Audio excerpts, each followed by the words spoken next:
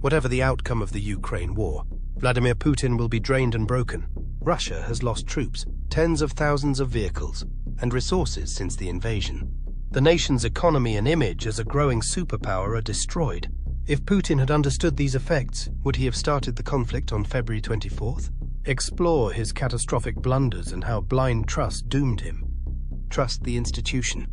He was deputy mayor of St. Petersburg under mentor and former professor Anatoly Sobchak in the 1990s. Putin declined a post in the new municipal government when Sobchak lost his 1996 re-election effort by 2% to Putin's deputy mayor Vladimir Yakovlev. Only his allegiance to Sobchak drove his resignation. When he turned down the gig in Yakovlev's office, he said, "It's better to be hanged for loyalty than be rewarded for betrayal." Though admirable, this unwavering loyalty set a precedent for his future leadership style, which often valued blind allegiance over competence and merit. Since becoming president in 2000, Putin has increasingly accumulated power and ensured its unchallenged. His first move was to stay in power after serving as president. Putin created a political atmosphere where he could serve as prime minister. When Dmitry Medvedev became president during his second term from 2004 to 2008, Putin ruled behind the scenes. He utilized that control to discreetly remove any institutions that may threaten his rule. As usual, he kept the media pro-Putin or off. He silenced opposition and shaped the narrative. It became obvious over time that authoritarian control was returning. Russia had other comebacks. Putin retook power in 2012. However, the Russian constitution only stated that the same individual may not be elected president of the Russian Federation for more than 2 terms running. It did not address non-consecutive terms. Putin regained power under Article 81, Section 3 of the Russian Constitution and underhanded politics, at least officially, not formally. He never left. He made or influenced constitutional reforms to ensure his long-term rule. First, the presidential term was extended from 4 to 6 years in 2008, allowing Putin to serve his third term from 2012 to 2018. His past terms were miraculously erased in 2020, allowing him to run for president again in 2024. Even after 2 straight terms, it mocked democracy. Putin's regime is focused on power consolidation and lawlessness, not democracy. It's no surprise that Putin has only sycophants and yes-men around him given his political climate. He has a history of labeling opponents as enemies. We know what happened to his adversaries. They die of mystery heart attacks, falls from windows, plane or helicopter crashes, or daytime shootings.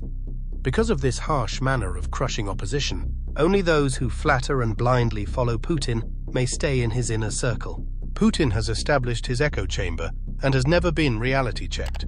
This feeds his delusions and makes him think he's always right, which causes his servicemen to feed him inaccurate information that leads to terrible Ukraine miscalculations. If your life is at stake, you'll tell the tyrant what he wants to hear, not what he needs. This strategy doesn't carefully gather intelligence and assess what to give and conceal. Which is worse? No, it includes guessing what the dictator wants to hear. Since Russia has repeatedly rejected the truth, why bother seeking it? Why delay? Putin's governing style has demotivated his advisors to work hard and provide good recommendations. Had his advisors done so before February 24, 2022, Ukraine's tragic war might not be ongoing. Putin's first error isn't creating a system where truth is useless or harmful. All autocrats do that. He trusted the institutions he had corrupted and controlled for guidance. His first error. Putin's first big error was trusting the FSB. Putin proudly served as a lieutenant colonel in the Soviet Union's KGB, which was replaced by Russia's FSB. This agency sent Putin upbeat and unduly positive Ukraine reports to please and protect its position in Putin's administration. The FSB had to assess the West's response to another invasion, and the Ukrainian public, military, and government's response to a Russian onslaught. Both tasks were disastrous. They mistakenly believed the West would remain divided and passive because of fear of economic ramifications. To the FSB's credit, the West did that every time Putin exercised his muscles in Georgia, Crimea, and Syria. The West reacted weakly. The 2008 invasion of Georgia by his 70,000-strong army earned him a financial slap on the wrist. The West's response to his 2014 unlawful annexation of Crimea was sanctions that scarcely touched Russia's economy. Yes, The UN General Assembly voted Resolution 58262, with 100 countries supporting Ukraine's territorial integrity. But that's it. Russia's veto prevented the UN Security Council from passing a similar resolution. When he supported Bashar al-Assad's homicidal government in Syria, the West could only offer vague condemnations and half measures. Putin received no penalty for poisoning Sergei Skripal, a former Russian military intelligence officer, in the UK, or hacking the 2016 US presidential election. The West's response weakened as Putin became bolder. Germany considered starting over with Russia, and Angela Merkel, who was Chancellor from 2005 to 2021, publicly questioned US sanctions. Germany needed Russian gas, which made up about 55% of its gas consumption before the invasion of Ukraine. So this mistrust was not based on friendliness and forgiveness. So the FSB and Putin perceived the West as weak and changeable, driven by economic self-interest rather than ideological resistance. Thus, Western nations would never pursue harsh penalties that could hurt their economies. They expected the West would disagree on whether Ukraine was worth fighting for. Russia might invade Kiev in days amid hesitation and disintegration. The FSB made a big mistake in detecting that the West was hardening toward Russia. Western officials began to accept a gloomy reality after years of Putin brazenly breaking the law. Putin would never stop. So Russia's extortion and intimidation were becoming less appealing to the West. The West's response to Russia's invasion of Ukraine was always clear. Western nations didn't debate involvement. They debated whether Putin was dumb enough to make such a bold move. He faced a united Western front when he did. Russia faced unprecedented economic sanctions. Hundreds of Western companies left Russia. The government froze millions of assets. Even new German Chancellor Olaf Scholz halted Nord Stream 2 and sought a new gas provider. Western nations began providing Ukraine with financial, humanitarian, and military aid after a while. The US, Germany, and the UK gave the most as nations on February 29, 2024. The US gave $2.53 billion in humanitarian aid, $21.47 billion in financial aid, and $43.08 billion in military aid. That was before April 2024's $61 billion aid package.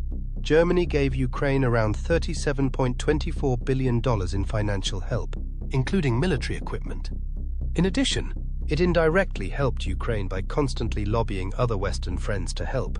The UK gave $16.3 billion in financial help, including $9.91 billion for military aid. Isn't that far from leaving Ukraine alone? However, Ukraine's people and military would have fought Russia to the end even if left alone. Trust the generals. This is the second inaccurate FSB evaluation. The organization predicted little resistance to the Russian army in Ukraine. Unfortunately, many believed the Russian forces would be greeted as liberators, not conquerors. Putin anticipated to conquer Kiev in days. Given this, again, past experiences inform these expectations. Russia annexed Crimea bloodlessly. Instead of 19,000 troops for the Ukraine invasion, it sent 6 helicopters and 3 Ilyushin Tu-76 airlifters of Little Green Men, or Russian Spetsnaz Special Forces operatives without military identification. If the FSB had done its job, it would have known Ukraine in 2022 was not Crimea in 2014. This isn't an apathetic or pro-Russian peninsula. No matter how Russia tried to deny it, this is an independent nation with its own identity, culture, and independence. Not all Ukrainians were pro-Russian because they shared Russia's anti-West sentiment. The same goes for Soviet nostalgia. At least 70% of Ukrainians from Russia-targeted southeastern districts opposed unification with Russia. According to an April 2014 Kiev International Institute for Sociology poll, Ukraine didn't host Russian servicemen with flowers.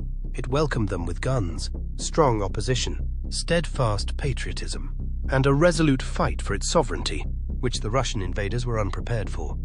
The FSB misjudged the Ukrainian people, their resistance, and President Volodymyr Zelensky's predecessors Petro Poroshenko and Viktor Yanukovych may have allowed Putin to conquer Kyiv.